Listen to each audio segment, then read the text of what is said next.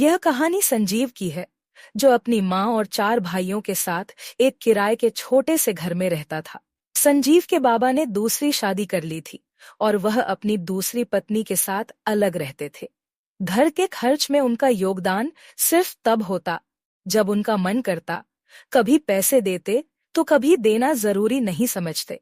संजीव की माँ, जिनका नाम लीला था, उन्हें सब लोग लीला दी कहकर पुकारते थे। लीला दी अपने बच्चों का पालन पोषण और घर का गुजारा अपने बलबूते पर करती थी। लीला दी के पास कोई पक्की नौकरी की सुविधा नहीं थी, लेकिन वह कभी हार नहीं मानती थी।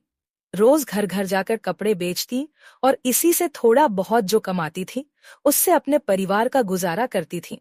संजीव के भाइयों में सबसे बड़ा देव था, उसके बाद राजू, फिर रवि, संजीव और सबसे छोटा रिंकू। ये सभी भाई एक दूसरे के बहुत करीब थे और अपनी माँ को संभालते हुए बड़े हो रहे। लीला दी की जिंदगी का सिर्फ एक ही सपना था, अपने बच्चों को अच्छी शिक्षा और अच्छे संस्कार देना, ताकि वे आगे जाकर अपने पैरों पर खड़े हो सकें।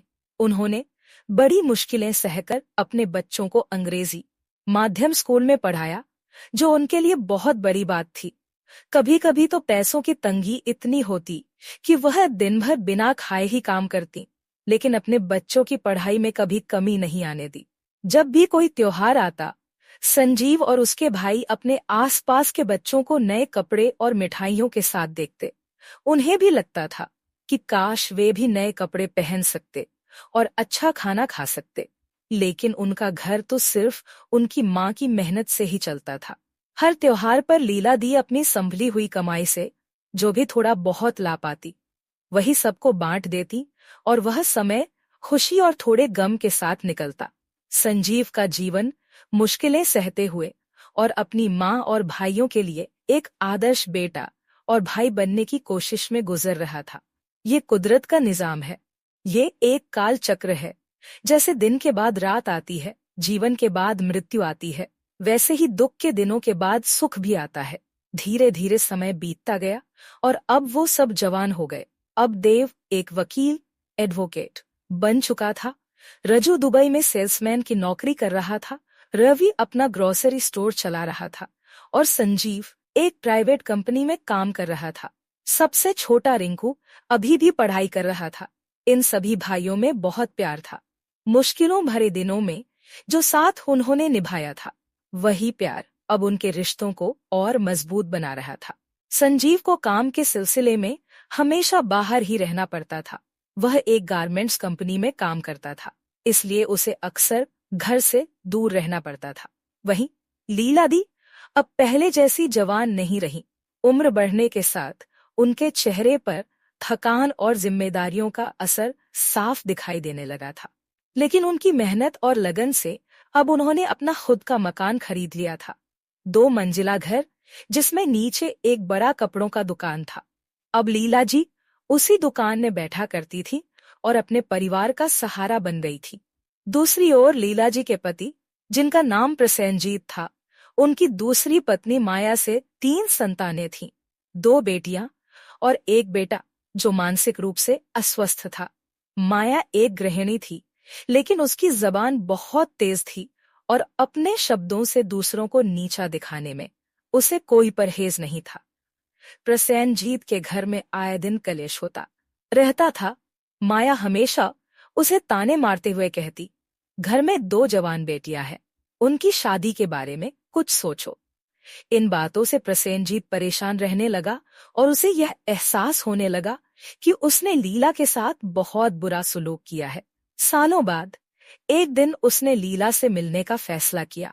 जब प्रसेनजीत लीला के घर पहुंचा तो उसे देखकर लीला की आंखों में खुशी झलक उठी। इतने सालों बाद दोनों एक दूसरे से मिल रहे थे और जैसे ही उनकी नजरें मिली, पुरानी यादें ताजा हो उठी।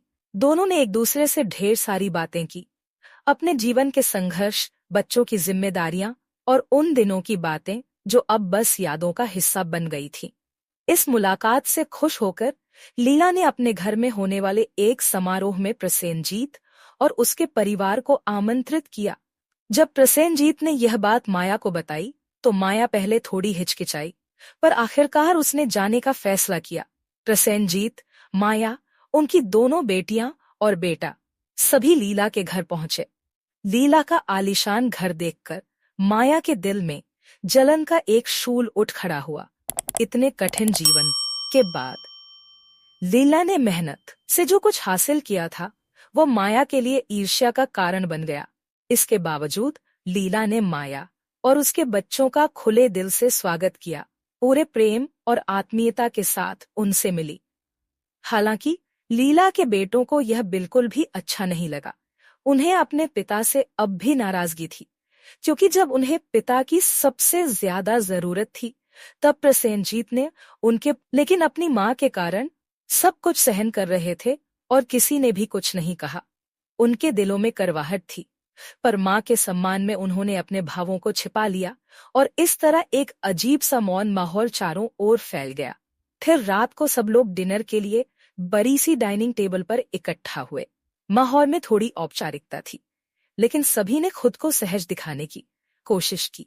तभी माया ने रिंकू से मुस्कुराते हुए पूछा, और रिंकू, तुम्हारी पढ़ाई कैसी चल रही है? रिंकू ने नजरें नीचे करते हुए जवाब दिया, बस आप लोगों का आशीर्वाद है। उसकी विनम्रता से सभी मुस्कुरा उठे। इसके बाद लीला जी ने माया के बेटे के बारे में बात शुरू की और सहजता से पूछ लिया, इसके बारे में आप लोगों ने क्या सोचा है? लीला जी का सवाल बेहद सामान्य था। उनका इरादा बस बातचीत बनाए रखने का था, मगर माया ने इसे कुछ और ही समझा। उसे लगा जैसे लीला उसके बेटे की मानसिक स्थिति पर सवाल उठा रही है। माया ने अपने दिल की टीस को भीतर दबाते हुए मुस्कान के साथ जवाब दिया, बस जो भगवान की इच्छा। लीला ने भी सौम्यता से हामी भरी, हाँ ठीक है, मगर आप लोगों का भी तो कुछ फर्ज बनता है। लीला के ये शब्द माया को भीतर तक चुभ गए। उसे महसूस हुआ कि लीला उसे कटाक्ष कर रही है, मानो उसके बेटे की जिम्मेदारी ठीक से न उठाने का आरोप लगा रही हो। माया ने अपनी नाराजगी को दबाते हुए माहौल को संभालने की कोशिश की, मगर उसके मन में ये बातें गहरी चुभ गईं। जब प्रसेनजीत ने अपने पहले परिवार को छोड़ दिया था, उस दौरान लीला को कितनी तकलीफों का सामना करना पड़ा था, यह बात जिक्र में आ गई। इस पर संजीव खुद को रोक नहीं पाया और बोल ही पड़ा, आप कैसे पिता है जो एक शादीशुदा व्यक्ति होकर दूसरी शादी कर ली? एक बार भी नहीं सोचा कि आपके पहले परिवार का क्या होगा? संजीव की बात सुनते ही माया के चेहरे पर गहरी नाराजगी छा गई। उसे महसूस हुआ जैसे उन्हें यहाँ बुलाकर बेइज्जत किया गया हो। हालांकि उस समय उसने कुछ नहीं कहा, लेकिन उसका चेहरा उसके दिल की टीस को बयां कर रहा था। थोड़ी देर बाद फिर माहौल थोड़ा शांत हुआ तो माया ने बोला, लीला दी, अब काफी रात हो चुकी है, अब हमें चलना चाहिए। प्रसेनजीत और उसके दिमाग में संजीव की बातें गूंजती रहीं और उसे लगने लगा कि लीला उसे अपनी संपत्ति और उन्नति दिखाकर नीचा दिखाने की कोशिश कर रही है। संजीव के कटाक्ष ने माया के अहंकार को चोट पहुंचाई और अब उसकी जलन और बदले की भावना गहराती जा रही थी। माया का मन बस इस सोच में डूबा हुआ था कि कैसे लीला और उसके परिवार से बदला लिया जाए, ताकि वह उन्हें उनकी सफलता पर इतराने का सबक सिखा सके। माया, जो कि एक बेहद नकारात्मक सोच वाली महिला थी, के मन में कुछ गलत योजना चल रही थी। एक दिन उसने अपने पति प्रसेनजीत से कहा, हम लोग तो उनके घर गए थे, तो हमारा भी कुछ फर्ज बनता है, तुम ऐसा बनाने का सामान ले आना। मैं चाहती हूँ कि मैं लीला दी और उनके परिवार के लिए खीर भेजूं। यह सुनकर प्रसेनजीत को बहुत अच्छा लगा। उसे लगा कि माया के मन में अब कुछ अच्छी भावना जाग रही है। खुश होकर उसने जवाब दिया, ठीक है माया, मैं जरूर ले आऊंगा। ठीक है। माया ने उस खीर पर चुपके से तंत्र साधना की और फिर प्रसेनजीत के साथ। उस समय लीला अपनी दुकान में बैठी थी। उन्हें देखकर लीला बहुत खुश हुई और मुस्कुराते हुए उनका स्वागत किया। माया ने फिर बड़े से टिफिन में खीर लीला को दी और कहा, ये हमारे तरफ से आप सब के लिए है। इस पर लीला ने कहा, माया, इसकी क्या जरूरत थी? आप तो बस मिलने आ जाते, यही बहुत था। फिर सभी लोग आपस में बातें करने लगे। उस समय लीला के सभी बेटे काम पर गए हुए थे और रिंकू भी कॉलेज में था, जिससे घर में कोई और मौजूद नहीं था। माया इस बात को भली भांति जानती थी और उसने इसी मौके का फायदा उठाने की योजना बनाई थी। बातचीत के दौरान माया ने अचानक लीला से कहा, दीदी, मुझे बाथरूम जाने की जरूरत है। यह सुनकर लीला उठने लगी, पर माया ने उसे रोकते हुए कहा, दीदी, आप क्यों तकलीफ कर रही हैं? आप लोग बातें कीजिए, मैं खुद चली जाऊंगी। इतना कहकर माया बिना किसी को बताए चुपचाप अंदर की ओर चली गई। माया चुपके से सीढ़ियों के रास्ते लीला जी के घर के अंदर पहुंच गई और कुछ ढूंढने लगी। उसने लीला जी के ड्रेसिंग टेबल पर एक कंघी देखी जिसमें उनके बाल लगे हुए थे। माया ने ध्यान से उन बालों को कंघी से निकालकर अपने बैग में रख लिया। इसके बाद वह बालकनी की तरफ गई जहां वॉशिंग मशीन रखी थी। माया ने वॉशिंग मशीन का ढक्कन खोला और अंदर गंदे कपड़े देखे। उसने संजीव की एक बानियन चुपके से निकालकर अपने बैग में इतना करने के बाद माया ने अपने बैग से एक अजीब सी वस्तु निकाली, शायद तांत्रिक क्रिया के लिए इस्तेमाल होने वाली कोई सामग्री, और उसे संजीव के बिस्तर के नीचे रख दिया। माया ने अपनी तंत्र साधना के बाद लीला जी के घर से लौटने के बाद अपनी योजना को सफल होते हुए देखा। जैसे ही उसने अपनी जादू टोना का प्रभाव डाला, लीला का व्यवसाय तेजी से गिरने लगा। उसकी दुकान में ग्राहक कम होने लगे और उसके आमदनी के रास्ते बंद होते चले गए। धीरे धीरे लीला की आर्थिक स्थिति बेहद खराब हो गई। उसे समझ में नहीं आ रहा था कि आखिरकार ऐसा क्यों हो रहा है। वह रात दिन अपने व्यापार के लिए मेहनत करती रही, लेकिन कुछ भी ठीक नहीं हो रहा था। इस स्थिति ने लीला को मानसिक और भावनात्मक रूप से तोड़ दिया। इसी बीच संजीव की सेहत भी तेजी से गिरने लगी। उसे अक्सर दौरे पड़ने लगे और डॉक्टरों ने बताया कि उसका मानसिक तनाव उसके स्वास्थ्य पर बुरा। लीला ने संजीव के स्वास्थ्य की चिंता की, लेकिन उसके पास इतना समय नहीं था कि वह अपने बेटे के लिए अधिक ध्यान दे सके। घर में एक अजीब सा सन्नाटा छा गया था। पहले की रौनक अब बस एक याद बन गई थी। एक दिन देव का एक दोस्त, जिसका नाम शाहिद था, उनके घर आया।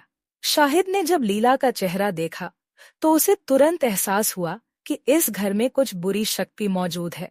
लीला के चेहरे पर चिंता और दुख की छाया थी, जो उसकी अंदर की परेशानियों का प्रतीक थी। शाहिद ने लीला से बात की और जैसे ही उसने उसके परिवार की स्थिति के बारे में सुना, उसे और भी यकीन हुआ कि कुछ गलत चल रहा है। शाहिद ने सोचा, यह एक गहरी का प्रभाव है जो इस परिवार को बर्बाद कर रही है। उसने निर्णय लिया कि उसे स्थिति की तह तक जाना होगा और देव ने शाहिद की बात सुनी और थोड़ी देर सोचने के बाद कहा, हाँ शाहिद भाई, अगर आपको लगता है कि यह सही है तो आप उनसे बात कर लीजिए। हम सभी भाई अपनी माँ के लिए बहुत चिंतित हैं। उनकी मेहनत का फल यूं बर्बाद होते नहीं देख सकते। शाहिद ने देव को भरोसा दिलाया और अगले दिन वह उस बुजुर्ग के पास गया। उस बुजुर्ग का नाम मौलवी समद था। शाहिद ने उन्हें पूरे घटनाक्रम के बारे में बताया कि कैसे लीला दी ने अपने बलबूते पर सब कुछ हासिल किया था, मगर अचानक उनकी जिंदगी में इतनी समस्याएं आ रही हैं। मौलवी समद ने शाहिद की बातें ध्यान से सुनी और कुछ देर के लिए गहरी सोच में पड़ गए। फिर उन्होंने कहा, बेटा, यह तो किसी तांत्रिक क्रिया का असर मालूम होता है। हो सकता है कि किसी ने मैं तुम्हारे साथ आकर इस घर का मुआयना करूंगा और अगर कोई नकारात्मक शक्ति है तो उसकी पहचान करने की कोशिश करूंगा। अल्लाह की मर्जी से हमें रास्ता जरूर मिलेगा। अगले दिन शाहिद मौलवी समद को देव के घर लेकर पहुंचा। मौलवी समद ने पूरे घर का ध्यान से मुआयना किया। जब वह संजीव के कमरे में गए और बिस्तर के नीचे देखा तो वहां रखी हुई तांत्रिक वस्तु देखकर उन्होंने सिर हिलाया और बोले, यही है परेशानी की जड़।